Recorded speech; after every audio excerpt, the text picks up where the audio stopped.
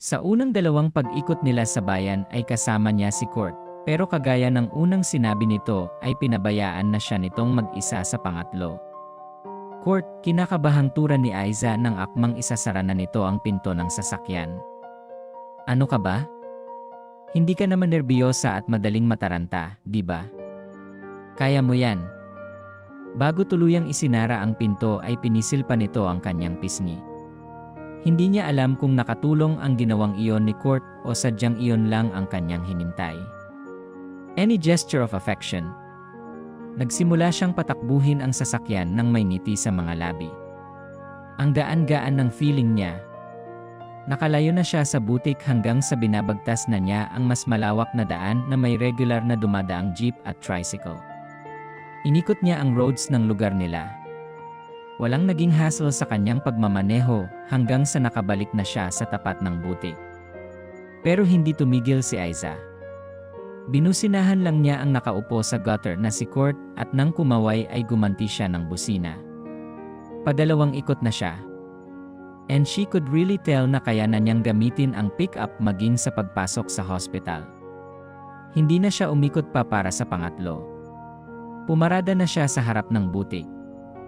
Nang mga sandaling iyon ay nakatayo na si Kurt at naghihintay sa kanyang pagbaba. I made it, tuwang-tuwang sabi niya. Yeah, you did great. Congratulations. Nagkatinginan sila. Hindi na niya binigyan ang sariling mag-isip. Dinaluhong niya ito ng yakap. Thanks, Kurt. Anytime, friend, sabi nito at hinaplos ang kanyang buhok. Kung gaano kabilis na na-excite si Aiza na yakapin si Kurt, ganoon din kabilis niyang na-realize ang sinabi ni Kurt. Dahilan para bumitiw na siya. Pero itinago niya ang pagkadismaya. I will treat you to dinner. Pambayad utang sa last time na hindi tayo natuloy sa Manila. Suhol na rin, dagdag pa nito. Bahala ka, umingos niyang sabi. Susunduin mo ako, tanong nito. Ihatid pa kita ngayon, gusto mo? Sige ba? Basta ikaw ang magdadrive. Nagkasundo silang dalawa. Ipinag-drive niya ang kaibigan hanggang sa subdivision na kinaroroonan ng lumang bahay ng pamilya nito. At dahil nandoon ang kapatid at ama nito, ipinakilala siya uli ni Kurt sa mga yon. Hindi rin naman siya nagtagal at nagpaalam ng uwi para makapaghanda sa dinner treat niya kay Kurt. Gayunpaman tinupad niya ni Kurt ang sinabi nitong ihahatid sundo si Aiza sa pinagtatrabahuhang hospital habang nasa probinsya ito. At katulad ng napagkasunduan ay ang pick-up na pag-aari ng ate niya ang minaneho nito, kapwa sila nag-enjoy sa kanilang setup, kaya lang ay may nakalimutan yata sila, lalo na si Kurt. Na-realize nila yon isang araw na walang duty si Aiza, at nasa butik lang, naghihintay sa pagdating ng best friend niya. Ngunit ibang tao ang biglang dumating, si Roslyn. Walang babalang pumasok ito sa opisina. Aiza tried to be nice to her, lalo na at guilty siya. Pero ito ang walang balak makipagmabutihan sa kanya. I am the girlfriend here. Di hamak na mas malapit ang Taguig kaysa Cebu, pero mas nagawa ka pang dalawin ng boyfriend ko kaysa sa akin. Roslyn gave emphasis to the phrase boyfriend ko. I thought kaibigan na rin kita, Aiza. Ikaw dapat ang nagpapaalala kay Kurt na nakakalimot na siya. Ang pagpunta mo sa Manila sa iba ko pa nalaman. Siya namang pagdating ni Kurt na halatang nagulat na makita si Roslyn sa butik. No, Rose.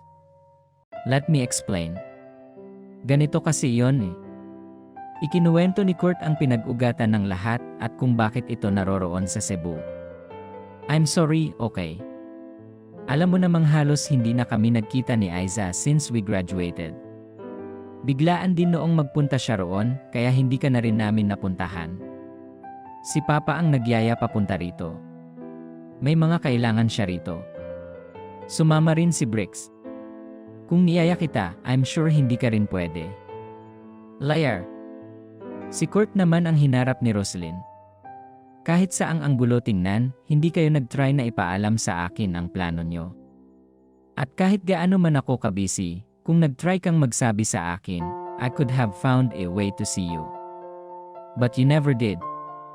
Bakit? May relasyon ba kayo? Ikaw, Kurt, hindi mo na ba ako mahal kaya mo ako natitiis at nagagawang paglihiman? Bumuntong hininga lang ang lalaki. Calm down, Rose.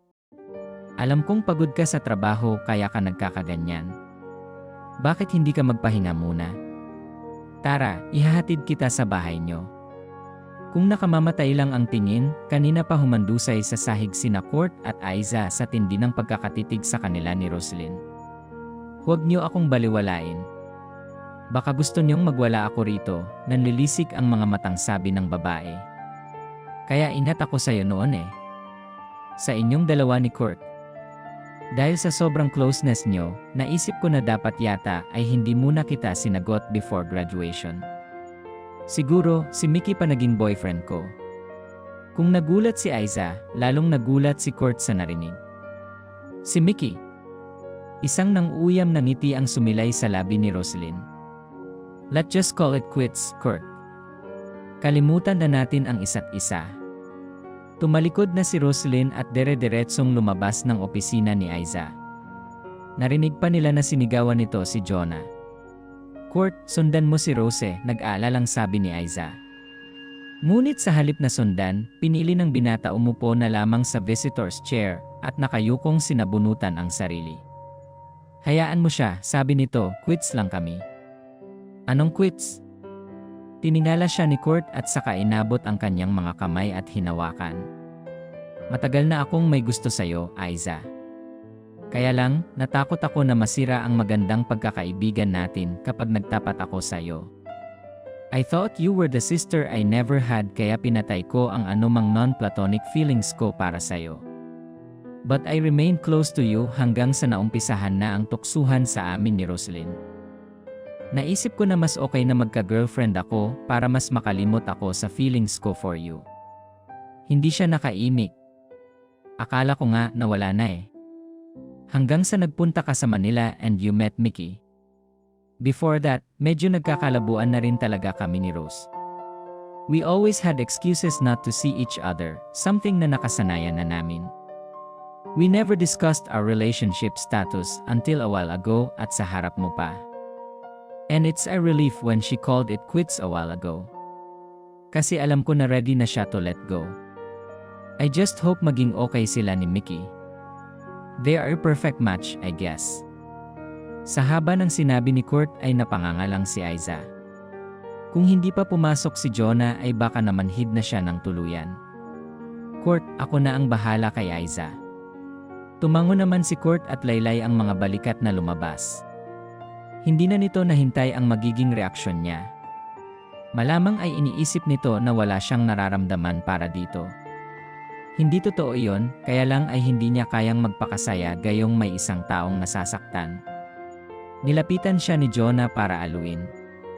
Sorry, insan, hindi kita natulungan sa bruhildang yon. Nabigla rin ako eh. Mabuti na lang dumating si Kurt pero mukhang wrong timing siya. Sa palagay mo? Uuwi muna ako. Magulo ang isip ni Aiza ng mga sandaling iyon. Mabuti pa nga. Tumayo na si Aiza. Ikaw na muna ang bahala rito, Joe. Iniligpit niya ang mga personal na gamit sa mesa. Pati ang mga papel na dapat ay ayusin niya para sa pagluwas sa Maynila sa susunod na linggo ay pinagliligpit na niya. Dadalhin na lang niya ang mga iyon sa bahay. Sakay ng pickup ay madali siyang nakauwi. Iginarahe na niya ang sasakyan at isasara na sana ang gate nang sumulpot mula kung saan si Roslyn. Akala mo tapos na ako sa'yo, galit na sabi nito habang papalapit. Rose, hindi na naituloy ni Aiza ang iba pang sasabihin. Malandi. Sinampal siya ni Roslyn. Napamaang siya. Masakit? Bagay lang sa'yo yan, ahas. Hindi ko pa rin talaga lubos maisip na nagbulag-bulagan ako. Nagkunwari pa kayong best friends ni Kurt, pero totoo ay pinagnanasaan mo siya. Matagal na. I should have known. Hindi pa rin siya nakaimik sa kabiglaanan at sa kirot sa kanyang pisngi. Kung inaakala mong magiging masaya kayo ni Kurt, hindi mangyayari yon. I will make your lives miserable. Nagkakamali kayo ng binangga, banta nito, saka bumira na ng layas. Parang pinagsakluban ng langit at lupa si Aiza. Nasa kanya pa ang atensyon ng dalawang matandang dumaan ng mga sandaling iyon sa tapat ng kanilang bahay. Pero pinilit niyang maisara ang gate bago tila lutang na pumasok ng kabahayan. Nang mga sandaling iyon ay wala siyang nais makausap kundi ang kanyang ate Sheila. Agad niya naman itong tinawagan. Ate, hindi ko pa kakayaning magbantay sa shop. Ipapasa ko na lang muna iyon kay Jonah, sabi niya sa kapatid nang maikwento rito ang nangyari. Hindi na rin muna ako papasok sa hospital. Baka pwede ring si Jonah na ang magpunta ng Divisoria. Dito na muna ako sa bahay. Nalungkot ang ate niya sa kabilang linya pero wala naman itong magawa. Nauunawaan kita, Aiza. Kung sa tingin mo ay kaya ni Jonah, sige, ipamahala mo sa kanya ang butik. Pero kung sakaling gusto mo na uling makialam, feel free. Maraming salamat, ate. I just need a break. Sandaling natahimik ito sa kabilang linya. Kaya mo ba? Tanong nito sa kanya. Ate, hindi ko pinangarap na makasakit ng iba dahil lang na in love ako. Sinubukan ko namang pigilan eh. Kaso nakalimot din ako, turan niya dito. Huwag mong sisihin ang sarili mo, Aiza. Alam kong hindi mo rin ginusto na mangyari ang ganyan sa inyong tatlo ni Kurt at ng girlfriend niya. Pakalmahin mo ang sarili mo para makapag-isip ka ng maayos at nang masolusyonan mo ang problemang kinakaharap mo. Humikbi siya. Dapat nakita ko na ito noong una pa lang. Bakit kailangan pang mangyari ito? Ano na lang ang iisipin ng mga kaibigan namin ni Kurt at Roslyn, muli niyang wika sa kapatid. Huwag mong pansinin ang mga tao sa paligid, Aiza. Ang gawin mo ay magpaliwanag ka sa mga taong dapat mong pagpaliwanagan. Nasa kanila na kung ano ang gusto nilang isipin at paniwalaan. Basta ikaw, nakapagpaliwanag na at nasabi na ang side mo. Hikbilang ang naitugon niya roon. Magpahinga ka na muna, Aiza. Hindi pwedeng ganyan ka na lang. Barado na ang ilong mo sa kakaiyak. CJ, ate. Salamat sa oras at payo. Samantala si Kurt naman ay umuwi muna ng bahay nila upang makapag-isip. Kurt, ano ba talaga ang nangyari sa inyo ni Roslyn? Untag kay Kurt ng kanyang ama. Nababaan siya nitong umiinom sa bar this oras na ng gabi. So, nagsumbong na siya sa inyo. Yes, it was my fault pa, tumungga siya. Pero hindi lang pala ako eh. Nanggaling mismo sa bibig ni Rose na kung hindi sana naging kami before graduation, ay baka naging sila ni Mickey. Imagine that. At least, kami ni Aiza 2 times pa lang nagkita since naging kami ni Roslyn. Hindi naman counted iyong closeness noong college days, kasi hindi ko pa naman girlfriend noon si Roslyn. Kung nagduda siya, dapat ay hindi na lang niya ako sinagot, turan niya sa ama. There is always a reason kapag nagkakasala.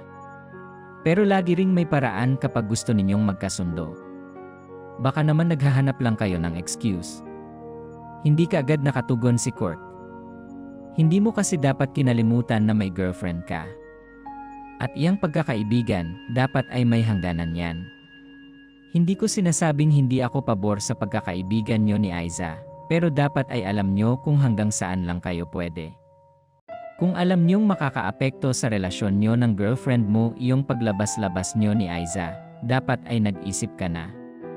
Sino ba ang mas mahalaga, si Aiza na best friend mo o si Roslyn na girlfriend mo? Mahabang litanya sa kanya ng butihing ama. Alam kong mas mahalaga si Aiza sa akin at noon pa ay nahulog na ang loob ko sa kanya. Pero pinatay ko iyon at si Roslyn ang niligawan ko dahil natatakot ako na masira ang friendship namin at lalo siyang mawala sa buhay ko. Sa galit ng ama ay nasuntok siya nito.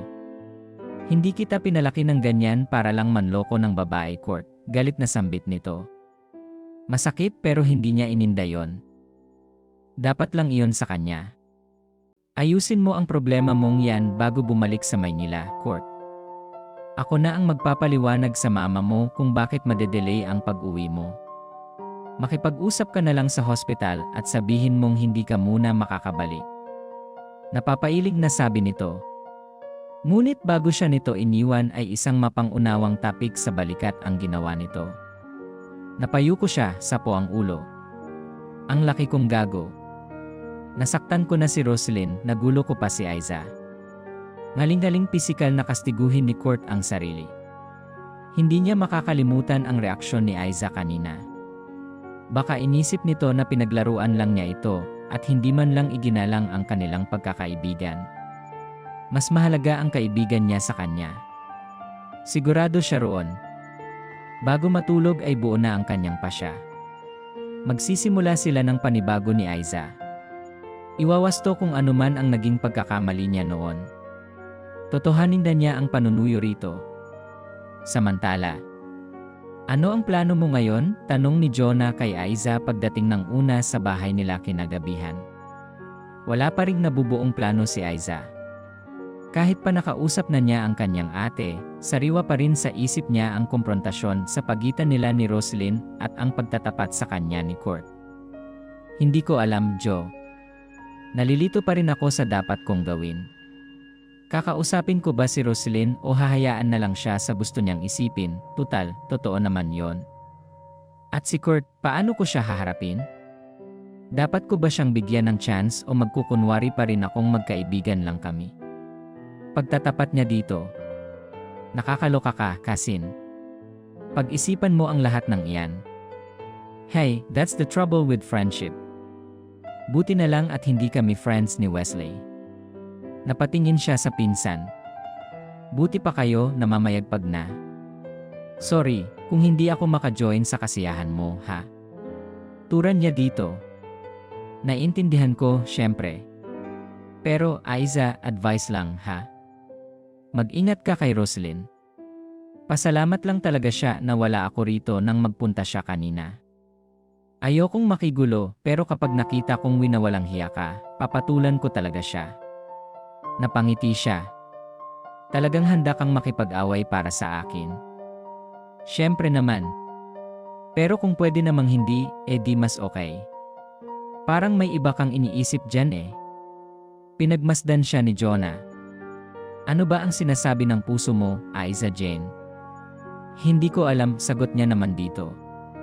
Hay, kung sa bagay, best friend mo siyang naturingan. Tapos, iyon ang mangyayari.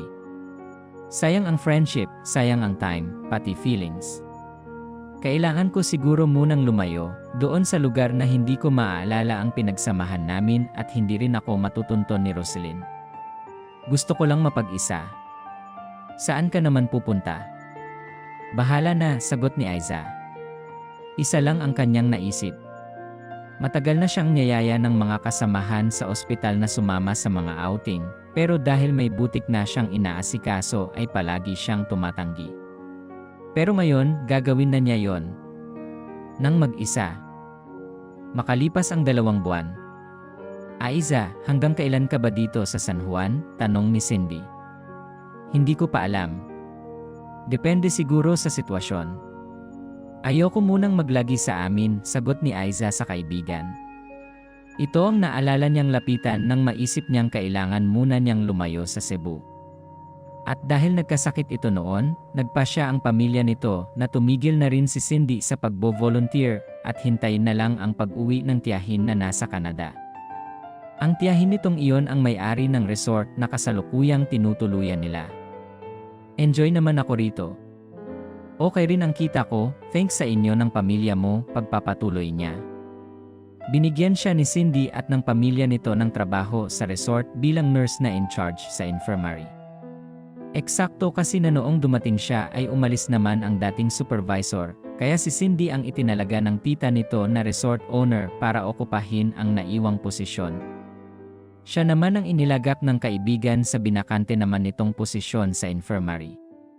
Maliban sa trabaho sa resort, nagsusulat siya ng web contents. 2 buwan na niyang ginagawa iyon at naaaliw na siya at nawiwili kahit paano. Wala na siyang balak na bumalik sa pagbo-volunteer bilang nurse dahil wala pa sa ika-5 ng kinikita ngayon ang allowance na natatanggap niya mula sa hospital.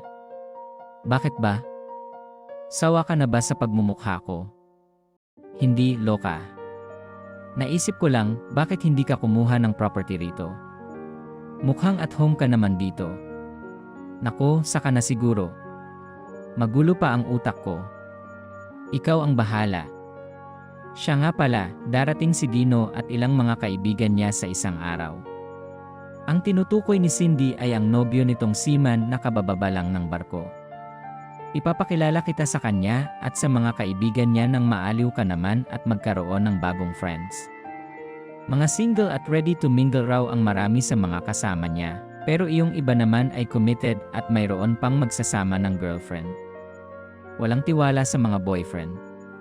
Titignan ko, Cindy, maikling tugon ni Aiza. Lalong hindi siya magpapakita sa boyfriend at sa mga kaibigan nito dahil ipapaalala lang niyon sa kanya kung ano ang nangyari at lumayo siya. Walang nakakaalam maliban sa ate Sheila niya kung nasaan siya. Si Jonah naman ay pinili niyang huwag sabihan dahil baka ito ang lapitan ni Kurt kung naghahanap sa kanya ang binata.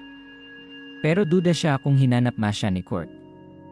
Baka natauhan na rin ito sa ipinagtapat nito sa kanya. Wala namang nababanggit si Jonah tuwing nagkakausap sila. Wala rin siyang cellphone number na pwedeng tawagan ng kahit sino dahil sa pamamagitan na lang ng internet siya nakikipag-communicate. Pansamantala niyang ipinaputol ang mobile subscription niya. Alam mo, Aiza, hindi ko man alam ang buong dahilan kung bakit ka umalis ng Cebu, feel ko na may pinagdadaanan ka. Hay, natural lang yan. Pero kapag wala namang solusyon ang isang problema, kahit pagurin mo ang utak mo sa pag-isip, kalimutan mo na lang kahit pansamantala. Ang gawin mo, mag-unwind ka. Tapos, kung malinaw na ang isip mo, gawin mo yung mga bagay na makakatulong para magtuloy-tuloy ang pagiging okay mo. O kung malakas na ang loob mo, pwede mo nang harapin ang tinakasan mong problema o anumang issue. Salamat sa payo, Cindy. Hindi ka nagsasawa. Sos. Ito naman, o siya, aalis muna ako.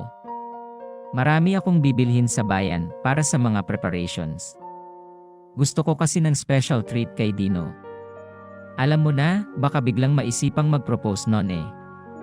Ramdam ko kasi, parang nagpapahiwatig na siya. Ready ka na bang mag-asawa kung sakali? 23 pa lang tayo.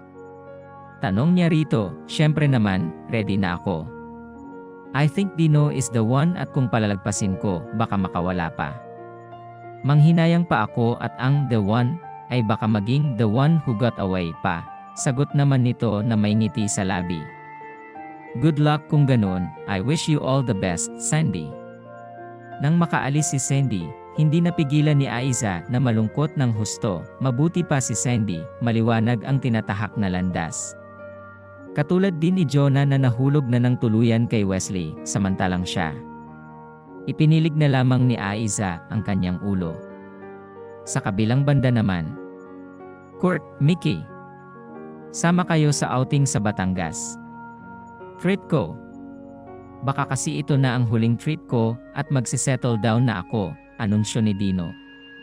Ang kapitbahay nila sa subdivision sa Bulacan. Nagsadya talaga ito sa kondo nila ni Mickey para anyayahan sila. Hindi katulad nila na nurse, seaman si Dino na naging kaibigan nila noong mga fresh graduate pa lang sila sa college.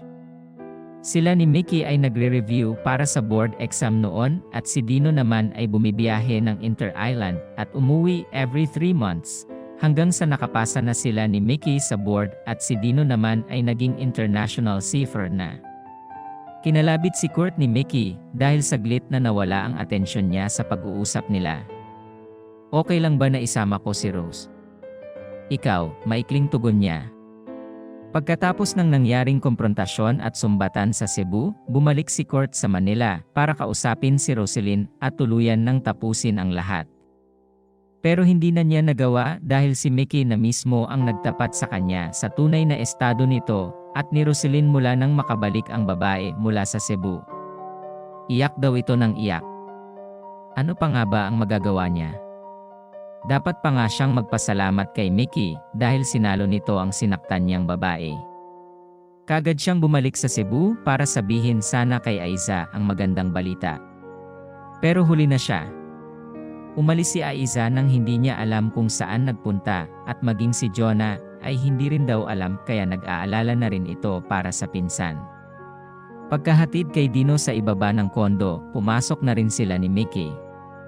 Bagaman magkaibigan pa rin sila, damang-dama niya na napakalaki na ng pinagbago sa friendship nila.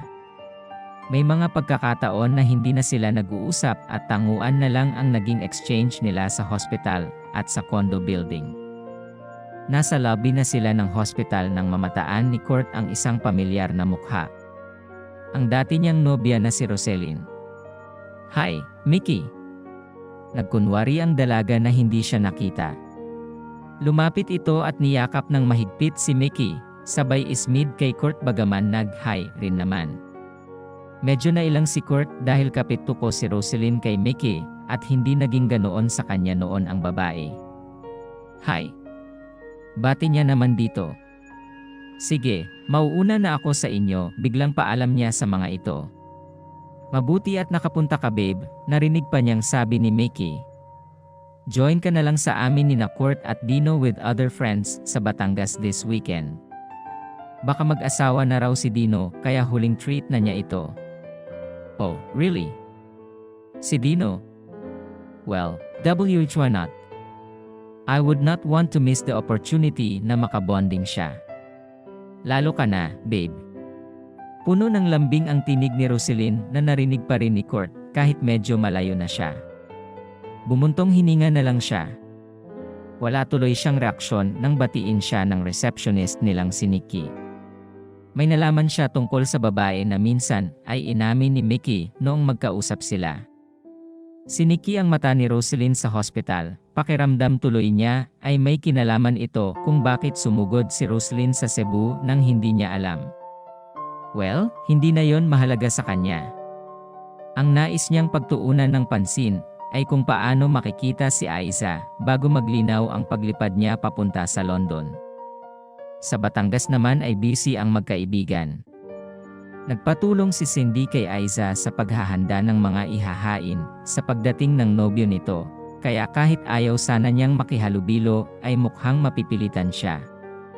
Eksaktong patapos na sila sa pag-aayos ng buffet table sa pinakamalaking cottage ng resort nang i-anunsyo ng kaibigan na paparating na ang mga bisita. Nagtungo sila sa lobby ng resort. "You stay here, Aiza. Huwag kang magtatago sa infirmary." Kulang na lang ay lagyan siya nito ng tali para hindi makaalis. Ang ginamit nitong pampigil sa kanya ay ang braso nito na nakaangkla sa braso niya. Ilang saglit pa ay tanaw na nila ang dalawang van na paparating. Kinawayan sila ng unang lalaking umibis. Sunod-sunod nang nagbabaan ang iba pang mga pasahero. Lumapit sa kanila ang pinakaunang lalaking bumaba, nasa hula niya ay si Dino. Saka pa lang siya binitiwan ni Cindy. "Hon, this is Aiza, friend ko. Siya ang in charge sa infirmary ng resort. Nurse din siya like me. Siya yung ikinukwento ko sa'yo na pumalit sa akin sa infirmary noong lumayas si Girlie at ako ang humalili sa pwesto niya bilang supervisor." Binalingan siya ni Cindy. "Aiza, ang gwapo kong boyfriend, si Dino." "Hi, Aiza. Tamang-tama, may mga nurse din akong kasama. Wait, ipapakilala ko sila sa inyo." Lumingon si Dino sa kinaroroonan ng mga kasamahan na nagsisikuhan na ng mga gamit sa van. "Guys," tawag nito. Isa-isang nagsilapit ang mga kasamahan ni Dino sa kinaroroonan nila. Ipinakilala sila ng binata sa mga yon. May kasama pa ang mga ito na naggagandahang kambal na sina Ruby at Jade. "Aiza." Sabay-sabay halos ang lahat na napatingin sa tumawag sa kanya. Si Mickey iyon. At may dalawa pang kasama na sina Roselyn at Kurt. Hindi niya mawari ang ekspresyon ni Kurt. Pero si Roselyn ay halatang hindi nagustuhan na makita siya. "Kilala mo pala si Mickey," sabi ni Dino. "Mga kaibigan at kapitbahay ko ang magulang nila sa Bulacan." "Hi, Aiza. Fancy seeing you here." Surprise, singit ni Roselyn. Lumapit pa ito at hinalikan siya sa pisngi, sabay yakap. "You bitch!" Pabulong na sabi nito. Mapait ang pilit na pagngiti ni Aiza, lalo na sa sinabi ni Roselyn sa kanya. "Let's go, guys. A fabulous lunch is waiting for us," deklara ni Cindy. Let's go, Aiza, pag-aya sa kanya ni Cindy. Excuse me. Dali-dali siyang lumayo kay Roslyn bago pa makalapit si Court. Wala itong nagawa kundi titigan siya. Sa cottage, halos ayaw mapahiwalay ni Aiza kay Cindy. Pero wala siyang choice kundi mag-estima sa mga guest. Hi, Aiza, mahinang bati ni Court na hindi niya namalayang lumapit sa bahagi ng buffet table kung saan siya naroroon. Nakapagtatakang mag-isa ito samantalang si Roslyn ay si Mickey ang palaging katabi. Nandito ka lang pala. Mabuti na lang at sumama ako kay Dino. Ito pala ang mga nurse na kaibigan na sinasabi ni Dino. Had I known. Pero huli na. Maybe this is the right time to face her fears. So, dito ka na pala nagna-nurse, sabi nito at nang hindi siya sumagot ay sinipat nito ang mga pagkain. Alin ba ang masarap sa mga to? Tanong ng binata. Masarap halos lahat ng mga menu nila rito. Pero depende rin sa kumakain, sagot ni Aiza. She tried to ignore him and the uneasiness she felt in his presence. Hi! Aiza, right? Isang babae ang lumapit at pamilyar ang mukha nito kay Aiza. I'm Elle. Nagustuhan ng boyfriend ko itong crispy patanyo. Can we order it? We will pay for the extra order and service. Pakiusap nito sa kanya, sure ma'am. Sandali lang ha? Gosh, mabuti na lang at napagkamalan akong waitress. Kaso, medyo matagal hong lutuin ang crispy pata, wika niya sa babae.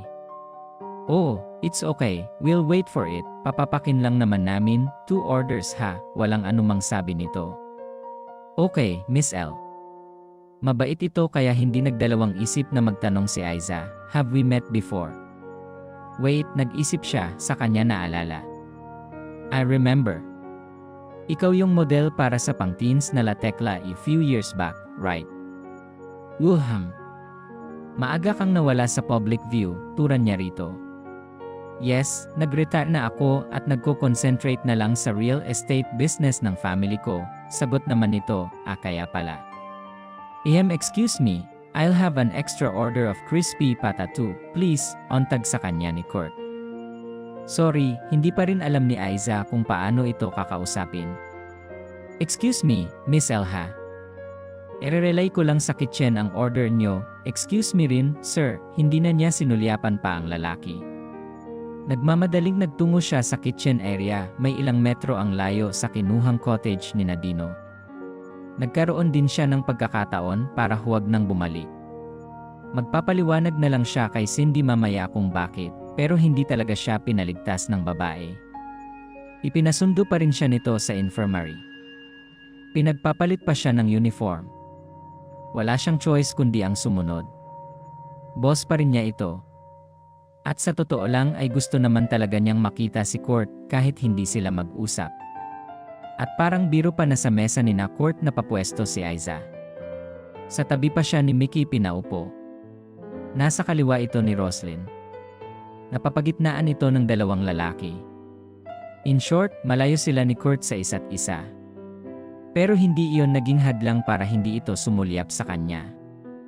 Masarap itong crispy pata Aiza, sabi ni Court. Itong ginataang seafood din magte-take out ako nito bukas, patuloy pa nito. Hindi naman masarap ang crispy patay. Makunat nga, saka puro oil. At ang ginataang seafood naman, hindi yata purong gata ang ginamit, pasaring ni Roslyn. Well, not for me, sagot ni Court. Umismid si Roslyn at inirapan si Aiza ng pasimple. Sinaway naman ito ni Mickey, na bigla ay kapansin-pansin ang pananahimik. Hindi naman nakaligtas kay Cindy ang ginawa ni Roslyn. Makahulugan itong tumingin kay Aiza. Siguradong mag-uusi sa ito mamaya. Nasa panlasa siguro. Kasi, so far ay wala pa namang nagreklamo sa mga menu rito since I've been here, wika niya naman. Dino, itong crispy pata na lang ang pulutan natin mamaya, sigaw ng isang kasama ni Nadino sa kabilang table, na kaagad namang sinigundahan ng isa pa. Bahagyang sinulyapan si Aiza ni Court.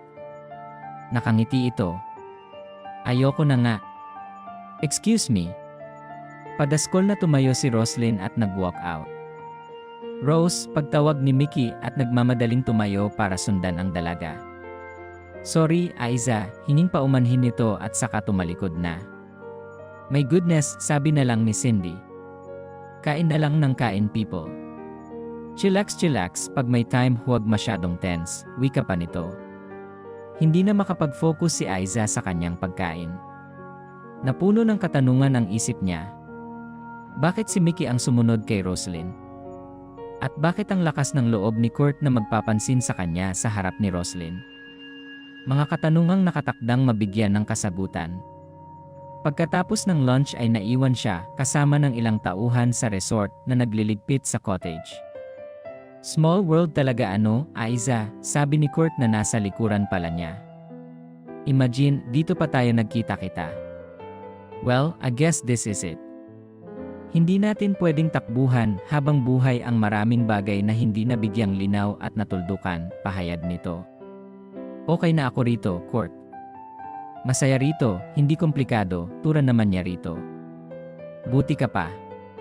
Ako, nawalan na ng girlfriend, nawalan pa ng best friend. Okay na sana. Kasi ang ex-girlfriend ko may bago ng boyfriend. Kaibigan ko pa. Ako. Wala. Pero mas inaalala ko ang best friend ko. Kumusta kaya siya? Matatanggap pa kaya niya ako?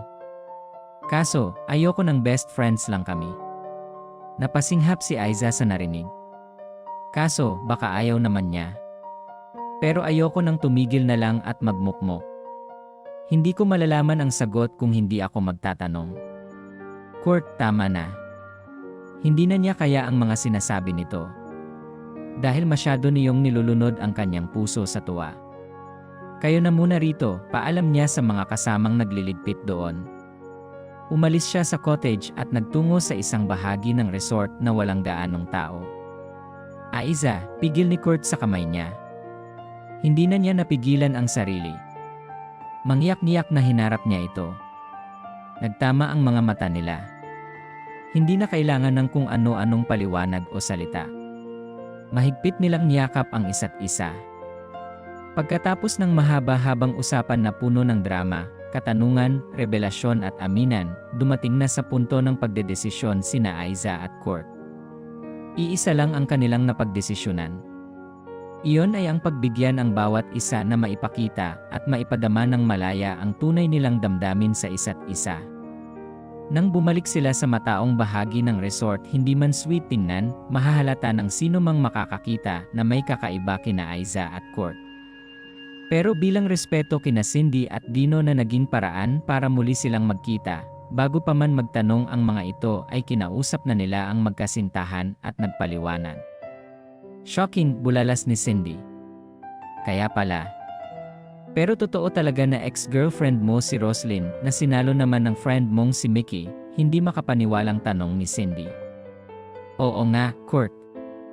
Parang iyon, wala man lang 3 months na separation period, komento rin ni Dino. Hindi kaya naghanap na lang kayo ng rason para maghiwalay? Naalala ko tuloy nang imbitahin ko si Mickey ay nagtanong siya kung pwedeng isama si Roslyn. Kaya pala. Sana lang ay maayos niyo ni Roslyn ang problema niyo. Hindi iyong katulad ng kanina, pahayag pa ni Dino. Kaya pala ang palaya ang peg niya kanina sa crispy pata at ginataang seafood. At ikaw naman, Kurt, panay ang papansin mo kay Aiza, sabi ni Cindy. Medyo nahiya si Aiza sa kaibigan. Well, good luck sa inyong dalawa. May you live happily ever after. Sinulyapan siya ni Cindy. Kaya mamaya, Aiza, huwag kang mawawala sa eksena ha. Dapat lang na maging malaya na kayo sa pagpapakita at pagpapahayag ng feelings nyo sa isa't isa. Tutal, ganoon din naman sina Mickey at Roslyn eh. Tumingin ito sa kanya pagkatapos ay sa beach. Nakita pala nito ang paparating na sina Roslyn at Mickey. Wait. Mag-request tayo ng food or drinks, anyone? Sabi ni Dino. Ako na lang ang mag-aasikaso, pagbubuluntaryo ni Aiza, saka tumayo na. Dino, can we request some snacks? Meron naman sigurong patata chips dito. Ayoko talaga ng cooked food dito, maarteng sabi ni Roslyn. Excuse me, Roslyn, right? Sabad ni Cindy na halatang uminit bigla ang ulo. Sorry, pero wala kaming junk food dito. We don't allow them here. We prefer naturally cooked food at lahat ng ingredients namin ay organic, harvested from our very own garden. So, kung gusto mo ng junk food, sa bayan ka pumunta. Namula si Roslyn sa lantarang pagsupalpal ni Cindy rito. Come on, honey. Gutom na naman ako. Kumain na lang tayo ng natural na pagkain bago ko pa maisipang manlapan ng buhay na tao. Baka toxic pa ang makuha ko. Sama kayo, Kurt, Aiza, yaya ni Cindy. Walang naisagot si Roslyn. Maging si Mickey ay natameme. Kayong dalawa ha? Kurt, Dino. Kaibigan niyo iyang si Roslyn. Kung hindi niya kayang pigilan ang bibig niya, huwag siya rito. Bago kung ano pa ang magawa ko. At ikaw rin, Aiza.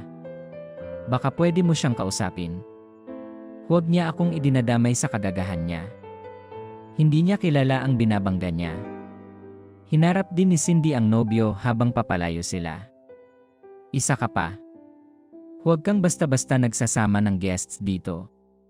Libre na nga, ang arte pa, mahabang litanya nito. Sorry, hon. Don't worry, I'll talk to her, mahinang sagot ni Dino. No, Dino. Ako na. Sa akin naman galit iyon. Nadadamay lang kayo, sabi ni Kurt. Ako na, sabad ni Aiza at napabuntong hininga. Ako dapat ang nakikipag-usap kay Roslyn. Pareho kaming babae at magkakaintindihan kami. No, Aiza, pigil ni Kurt sa kanya. Sasamahan kita. Hayaan mo na lang ako, Kurt. Kaya ko to, saan pupwesto, Cindy? Babalik din ako kaagad pagkatapos kong kausapin si Roslyn. Sige, Aiza. Good luck. Kaya mo yan. Huwag kang basta-basta magpapaapi sa kanya.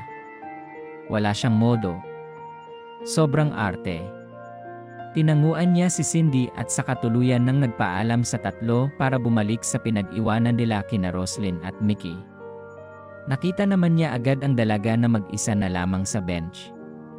Bubulong-bulong pa ito nang hindi niya maintindihan. Nagtatantrums marahil. Hinanap niya si Mickey pero wala ito sa paligid.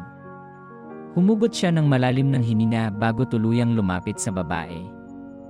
Rose. Nilingon siya nito. What now? Happy ka na? Mukhang nagkaayos na kayo ni Kurt at kinakampihan ka pa ng kaibigan mo. Then Mickey walked out on me. Umupo si Aiza sa kaibayong bench. Bakit naman kasi kailangang mag-away-away at magbitaw ng masasakit na salita kung pwede namang mag-usap ng mahinahon at maayos? Huwag mo akong masermunan, Aiza.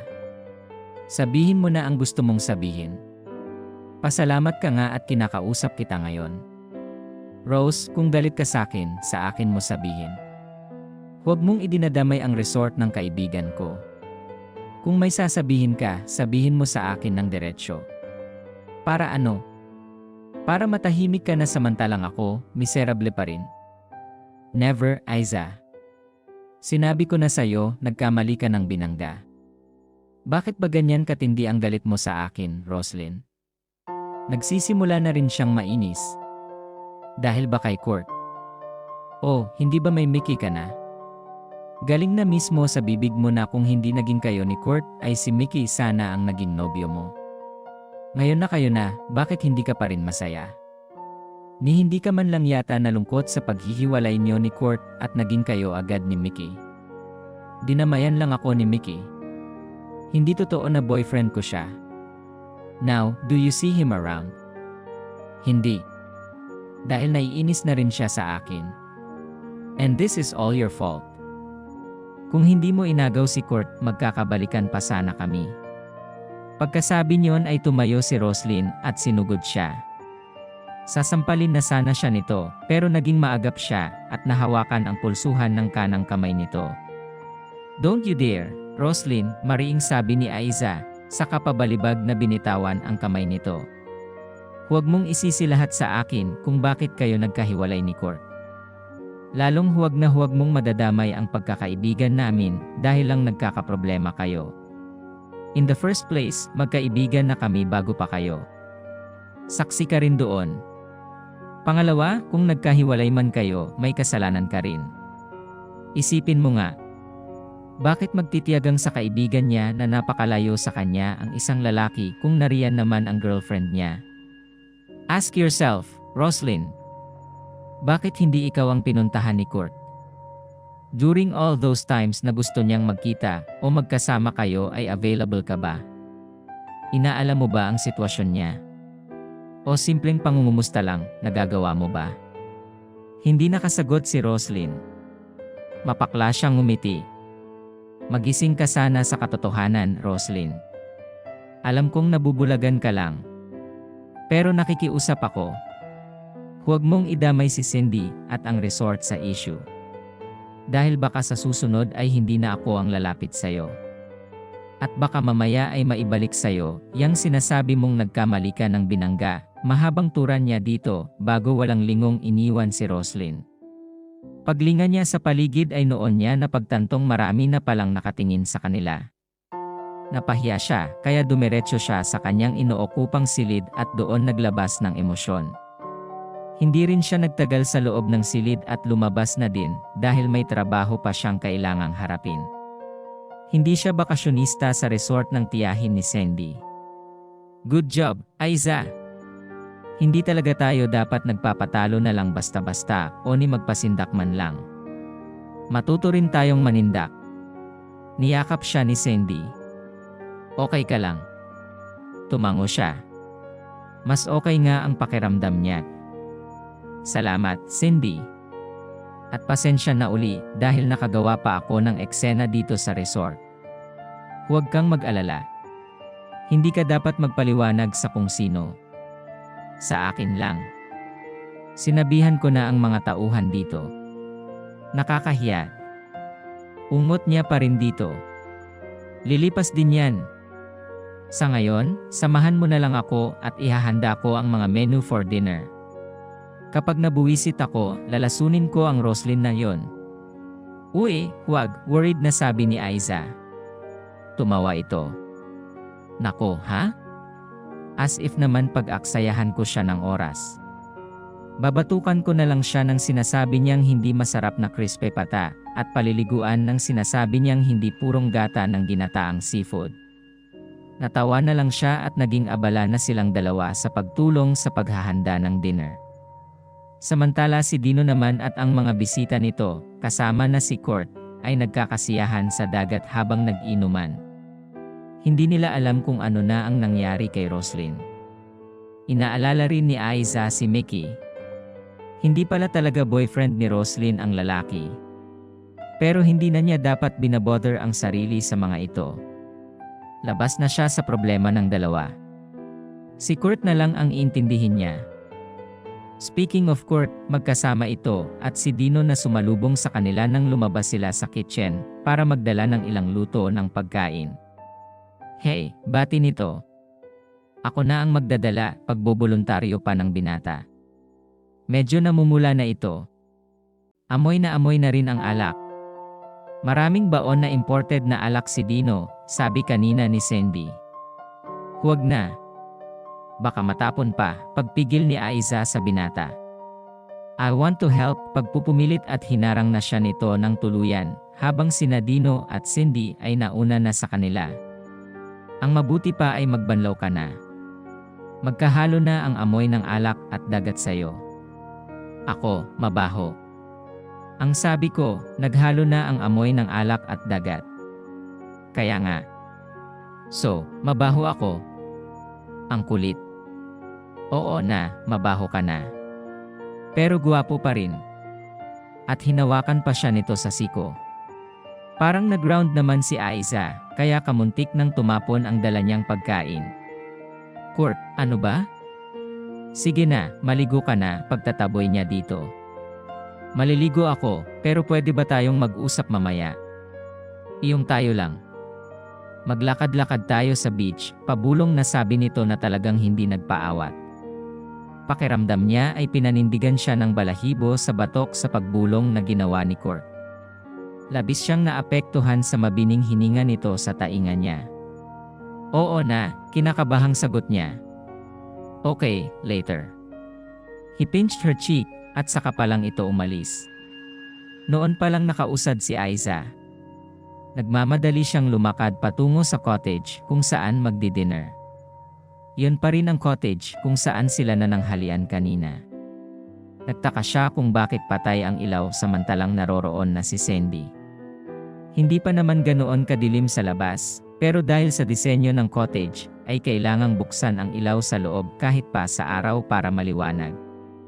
Ipinatong niya ang bitbit sa ihawan na nasa labas ng cottage, at saka umakyat para i-on ang ilaw. Hay, gulat na turan niya sabay talikod. Sorry. Ano ba naman kayo, dito pa talaga, tukoy niya kina Cindy at Dino na naghahalikan sa isang sulok ng cottage. Sorry Aiza. Ito kasing isang to, lasing. Ayaw pa awat, ani ni Cindy na halatang nakangisi kahit hindi niya nakikita. Bumaba na uli si Aiza at pilit na pinapakalma ang sarili habang kinukuha ang kanina ay bitbit na tray. Iniakyat na niya iyon. Okay ka lang, Aiza, tanong pa ni Dino. Hindi ka nainggit. Hay, nako, Dino. Ang mga bagay na yan ang hindi ko kinainggitan. Os, talaga lang ha? Eh bakit hindi ka makatingin sa amin ng diretsyo ni Cindy? Kayong dalawa, tigilan niyo ako, patay mali siyang sagot niya. Ano ba yan? Ang bagal naman ni Kurt. Nag-init ang kanyang mukha. Malamang ay nagbablush na siya. Hon, tigilan na natin si Aiza. Baka hindi makapag-dinner ang mga kasama mo at ang iba pang guests mamaya. Magbanlaw ka na at magdi-dinner na in a while. Saan ba ang banyo? Tudyo pa ni Dino. Dino, tigilan mo na ako. Sige ka.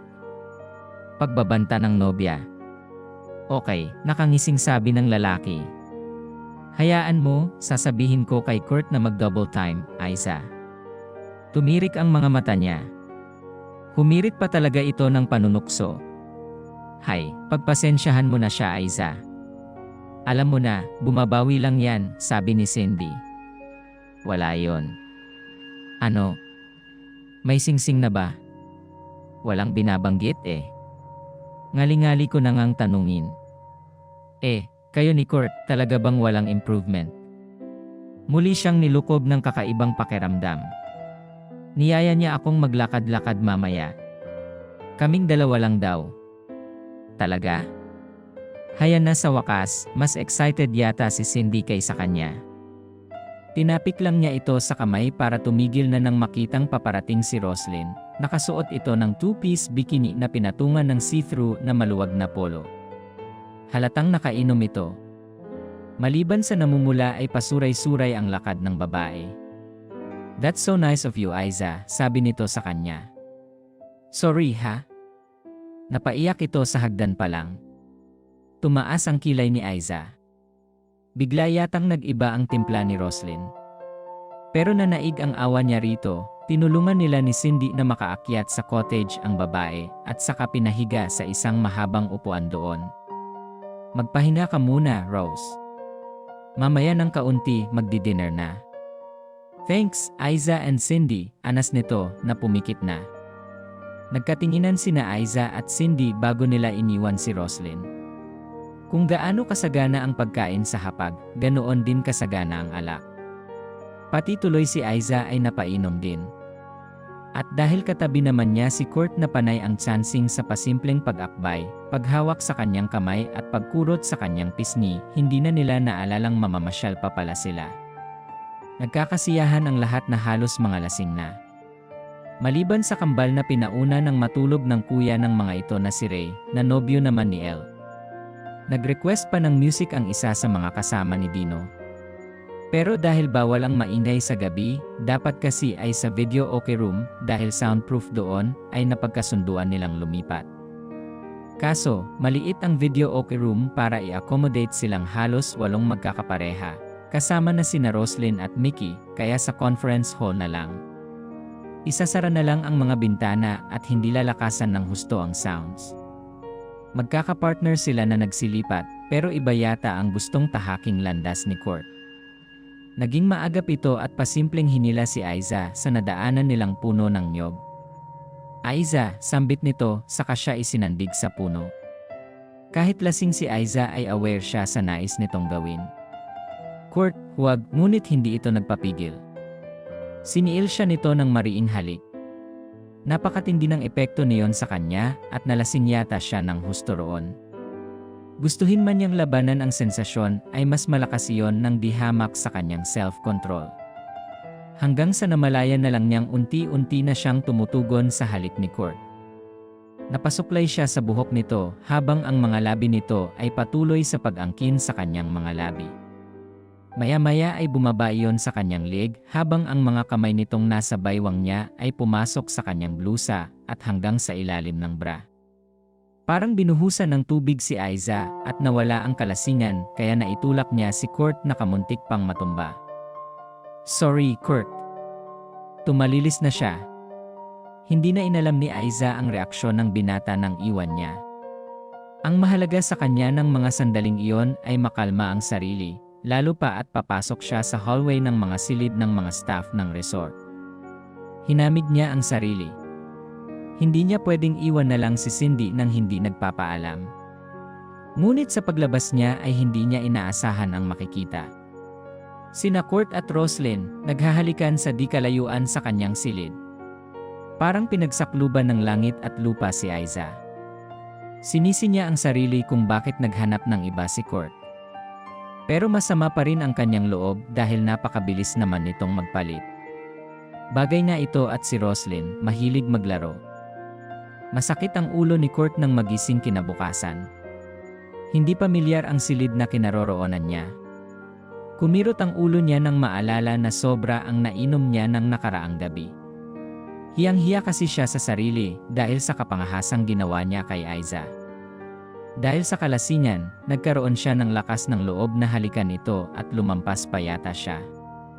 Hindi galit ang dalaga na naaalala niyang tumugon din naman sa mga halik niya, pero labis ang pagkagulat nito sa kanyang kapangahasan.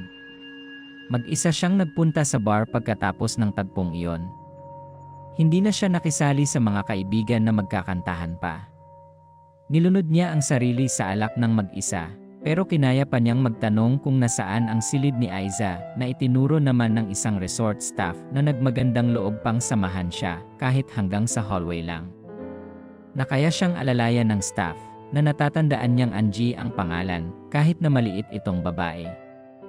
Nagplano pa siya sa gagawing pagsusori kay Aiza. Nakatulugan na yata niya ang pagpaplano. Wala siyang maalala kung paano siya nakapasok sa hindi pamilyar na silid na iyon. Wala na siyang maalala maliban sa maging sa panaginip ay ang malalambot na mga labi ni Aiza ang kanyang kaulayaw. Nahihilo man ay nagpilit bumangon si Kurt para lumabas. Kinakapapa niya sa alaala kung paano siya nakarating sa kung kaninong silid iyon nang maging aware siya sa tunog ng lagaslas ng shower mula sa banyo. At ganoon na lang ang pagkagulat niya nang makitang briefs lang ang suot niya sa ilalim ng kumot. Shit! Anong nangyari? Bigla siyang kinabahan. Hindi alam ni Kurt kung gaano siya katagal na natulala. Nauntag na lang siya nang may tumikhim sa may pintuan. Nakita niya si Mickey na nakabihis ng panlakad na damit. Kayo na lang ang hinihintay. Lalakad na sana ang van pero sinabi kong hintayin kayo.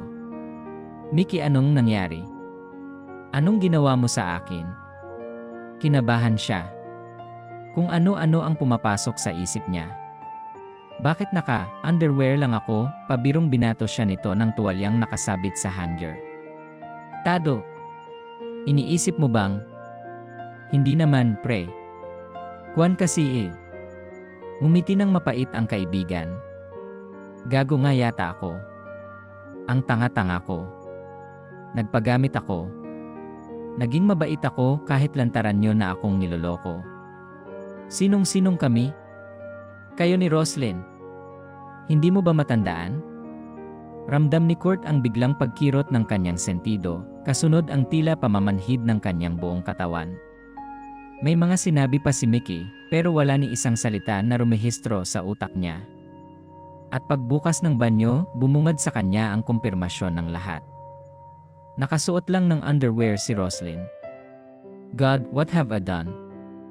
Pumikit siya ng mariin na para bang mortal na kasalanan ang makita ang katawan ni Roslyn na tanging panloob lamang ang tabing sa kahobdan. What's wrong, babe? Kung makapag-react ka riyan ay parang hindi mo pa ako nakita na ganito dati. But last night was fantastic and superb. Stop it, Roslyn, sigaw niya. Don't fool yourself. Don't fool me. Walang nangyari sa atin. Napamaang ito sa kahumagulhol. How could you, Kurt? Napasuntok siya sa pinto. Matigas ang kahoy niyon pero hindi niya ininda ang kamay niya na dumugo ng husto. Hinanap niya ang mga damit at saka nagbihis. Magbihis ka na. Haharap tayo kay Aiza at sasabihin ang totoong nangyari. Huwag mong tatangkain na magsinungaling, Roslyn. Otherwise, habang buhay kitang hindi mapapatawad. Cousin, you're back. Na-miss kita. Halos maglulundag sa tuwa si Jonah nang makita si Aiza sa labas ng gate. Mag-aalas 7 nang makarating siya sa Cebu mula sa Batangas. Lagpas alas 12 ng hating gabi nang gisingin niya ang driver ng resort para magpahatid sa bus terminal papuntang airport. Nag-atubili ito noong una pero napapayag din niya nang halos maiyak na siya. Si Nova na kasama niyang nurse sa infirmary ang nakita niyang gising at siyang pinagpaalaman niya. Tatawagan na lang niya si Cindy mamaya. Alam niyang mauunawaan siya nito. Dali-dali siyang pinagbuksan ni Jonah ng gate at niyakap ng mahigpit. Na-miss din kita, Joe. Gumanti siya ng yakap dito. Anong nangyari?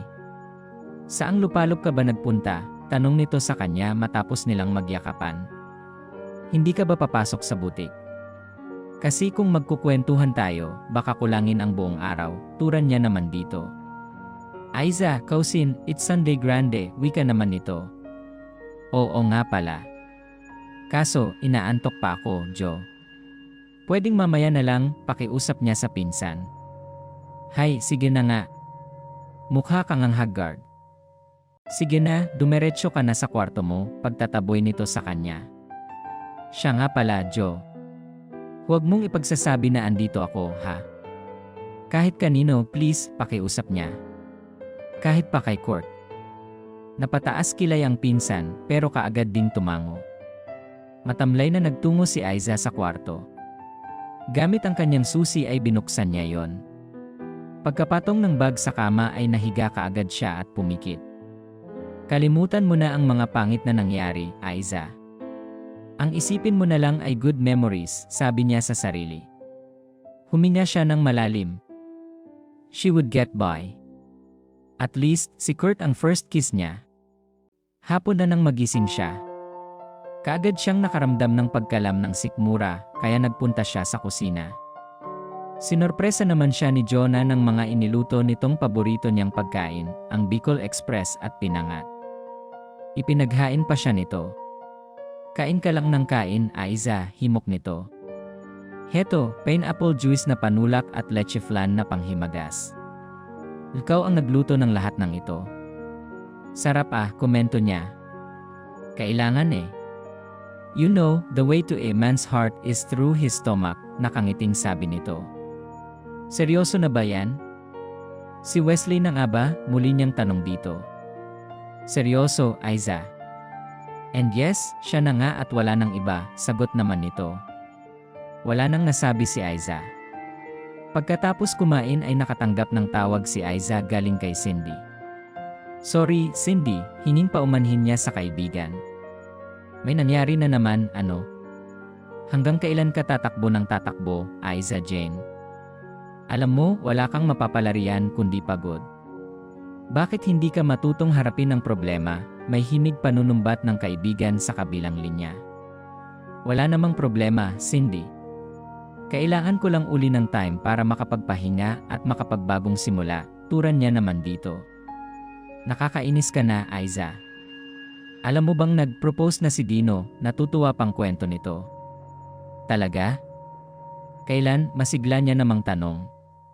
Sa totoo lang ay masaya siya para sa kaibigan. Paggising ko lang kanina.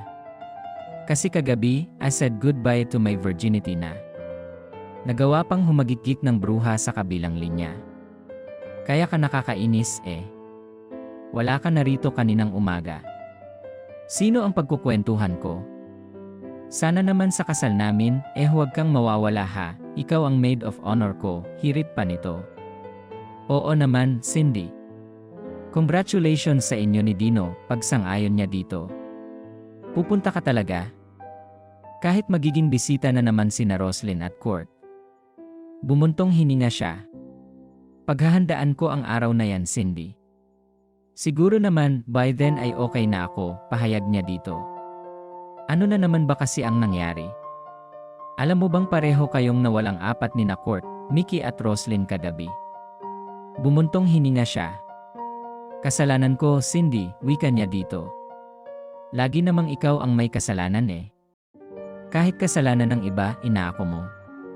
Huwag kang umasa na makakanonize ka sa Vatican sa pagpapakamartir mong yan, sad pa nito. Marunong lang akong tumanggap ng kasalanan, pag-amin niya dito. Ewan ko sa'yo, mariing sabi na lang nito sa kabilang linya. Hay, gusto kong maging positive na lang sa buhay. I'm sure, isang araw ay darating din ang lalaking para sa akin. Yung lalaking hindi maduduwag sabihin na mahal niya ako, kahit ano pa ang pagdaanan niya, o kahit ano pa ang mangyari, muli niyang pahayag dito. Wala na. Amen na lang ang masasabi ko. Basta, I had a great time noong nandito ka. Sana maulit-uli. Hay, nakaka-stress na naman dito, may pagreklamong sambit ng kaibigan. Bakit hindi mo i-promote si Angie? Deserving siya na maging supervisor sa tingin ko. Gamay na niya ang pamamalakad sa resort dahil siya ang officer in charge nung umalis si Girlie, di ba? Sa sinabi ay nagkaroon ng idea ang kaibigan. You just gave me an idea. Pero siya nga rin ang naiisip ko talaga. Kaya lang, kailangan ko lang siguro ng iba pang opinyon para sa evaluation. At since nanggaling na sa'yo yon, pwede ko na talagang i-consider si Angie. So, paano? Kita na lang tayo kung kailan tayo available. CJ. Malay mo sa isang araw ay magkita ulit tayo, sinakyan niya na lang ang kaibigan. Sa despedida de soltera ko, humahagikik pa na wika nito bago tuluyang nagpaalam. Samantala nagkwento si Aiza kay Jonah ng tungkol sa naging buhay niya sa Batangas. At matapos makapagkwento sa pinsan ay ang ate Sheila naman niya ang kanyang kinausap nang makaalis ang pinsan. Natuwa ang kapatid na umuwi na siya. May sorpresa raw ito sa kanya. Magbakasyon ka rito sa Singapore para maiba naman, Aiza. Ikaw naman ang magpunta rito, tapos pasyal tayo sa Malaysia. Mag-Hello Kitty Town tayo at Legoland. Kahit mga isang linggo ka lang dito, pagyaya sa kanya ng kapatid. Talaga, ate? Sige ba, mabilis na pagpayag niya dito. Ako na ang bahala sa pamasahe mo. Pocket money na lang ang problemahin mo, wika pa ng kapatid. Meron na ako, ate. Naipon ko yung 2 months na allowance ko sa pagpa-part-time ko sa resort. Tapos yung sweldo ko sa pagsusulat sa internet, hindi ko naman nagalaw dahil libre naman ang pagkain at pagtira ko sa resort, pahayag niya pa sa kapatid. Handa ka na talaga ah. Pero teka, yung pagiging nurse mo, ayaw mo na ba talagang gamitin? Alam mo kasi, narinig kong nag-usap ang boss ko at ang mama niya. Nahihirapan na yata si Madam Kwan sa pagkilos araw-araw. 85 na rin kasi yon at na-hospital pa recently. If ever na maghanap sila ng private nurse, willing kang mag-apply, mahabang turan ng kapatid. Yes, ate, hindi na siya nagdalawang isip pa sa sinabi ng kapatid at agad sumang-ayon. Kulang na lang ay magtitili si Aiza. Sa Singapore na siya magtatrabaho if ever. Bet na bet niya yon. Goodbye, Philippines, goodbye heart achi na siya kung sakali. Kung ganoon, pagdating mo rito ay ipapakilala kita kaagad sa kanila.